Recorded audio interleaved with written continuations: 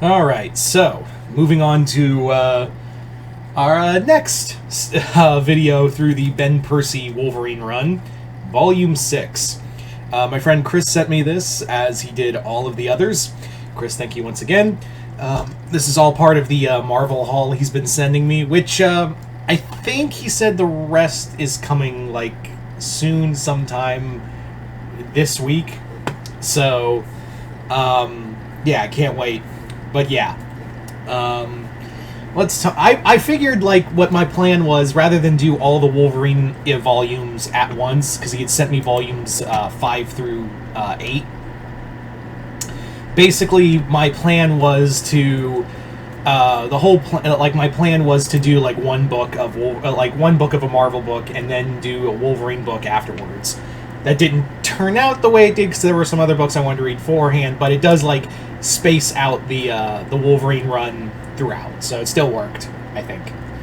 Anyway, so Volume 6. So a little recap from Volume 5. Beast has gone off the rails and has become a danger to both humankind and Krakoa with his extremist actions, going so far in the previous volume as to kill Wolverine and then bring him back as a mindless assassin before taking off from Krakoa, creating his own group of clones, and also make clones of himself to make like a council of beasts, but also make what he calls the Weapons of X, which are a bunch of mindless Wolverine clones. So now Logan has to stop Beast, as well as X-Force trying to keep everything together. And all the whole thing is to stop Beast. Like that's the whole thing. Like it really is kind of like Volume 6 really does feel like just a straight up sequel to Volume 5, whereas the other four volumes, volumes 1 through 4, mostly were self-contained arcs. Like they all felt like kind of separate from one another with minor connections here and there. These volumes 5 and 6 really do feel like you could have just easily mashed the two together into one big story arc. And Volume 7 too, because that's kind of like Volume 7 is going to play effects in here, but I can't wait to read Volume 7 because it's just Wolverine team up with several characters. So yeah, I'm rambling. So what I like about this is that Logan is like the first to go, yeah, Beast fucked me over. Like Beast basically took my life, stole my life from me like everyone else, and like he's no better than than the people at Weapon X who just tore me apart. So I'm not going to feel all that bad about gutting him because he's a threat to me, he's a threat to Krakoa. He's also become a threat to my friend Jeff Bannister, who, Jeffrey Bannister, I always have to bring up, is basically the dude from Big Lebowski. He's drawn to look like the dude. He even talks like the dude. He's basically Jeffrey Bannister. Come on, Jeff Bridges. Come on, man. Come on, Percy. Come on. So, yeah, it's just basically, what if the dude was a CIA agent? The answer is, a lot of fun.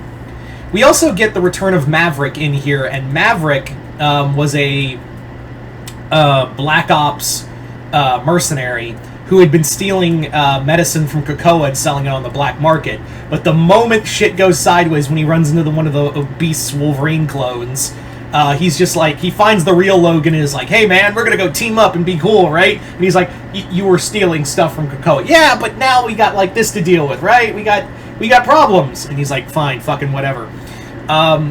The comic, I will say, does have a lot of great stuff in here, and again, it really kind of showcases the depravity of how far Beast has come.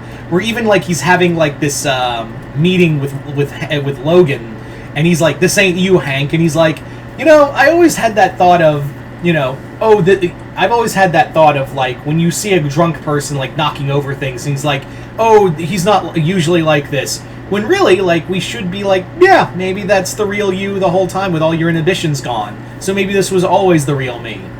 And to which I say, I like the idea of, like, how they've done, like, Beast as a villain throughout the Krakoa era. I will say that, like, that whole thing of, like, maybe this was me the whole time, that one's, I'm like, I don't think so. I think it's more of, like, how I envision, like, Beast going villainous feels more like, you know, the ends justify the means, and I'm kind of tired of, you know, playing by the rules. So, that's how I felt anyway, you know, that's how I personally took it. But yeah, it's a solid, it's another solid storyline. It does end with Wolverine leaving Krakoa, but of course we all know how that story ends. So it's kind of fascinating to read these volumes now that the end of Krakoa came, which I have a lot of thoughts on, and maybe I'll do a video talking about like my thoughts in the end of the Krakoa era. But as it stands, I really did enjoy this. There's some great action in here, and even though it does kind of, like, the one thing I do have is, again, like, the whole thing of, like, Beast saying, like, maybe this was me the whole time.